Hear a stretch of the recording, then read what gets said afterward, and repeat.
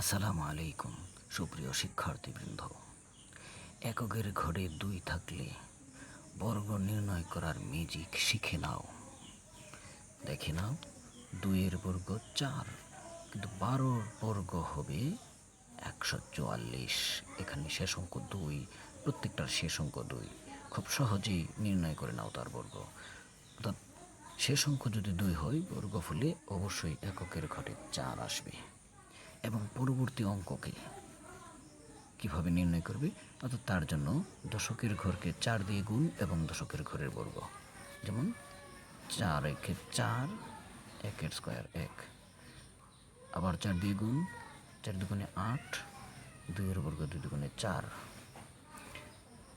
3কে 4 দিয়ে গুণ করলে 3 4 12, 12 2 হাতের হচ্ছে 1, 3 এর বর্গ 3 3 9 আর হাতের 1 10, 4কে 4 দিয়ে গুণ, 4 4 16, 16 6, 4 এর বর্গ 4 4 16 এবং হাতের 1 17, 5কে 4 দিয়ে গুণ,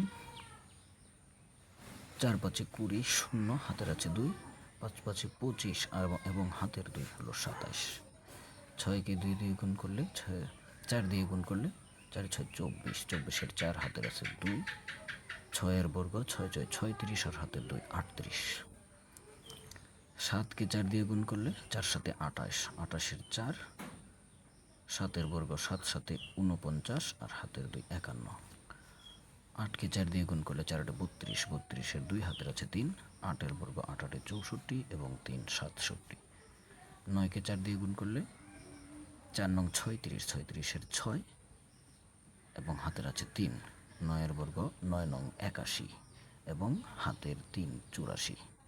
এভাবে আমরা পরবর্তী 3 4 5 6 7 8 9 থাকলেও সহজ টেকনিকে বর্গ নির্ণয় করতে পারবো এবং পরবর্তী ভিডিওতে সেগুলো প্রদর্শন করব ইনশাআল্লাহ। আসসালামু আলাইকুম।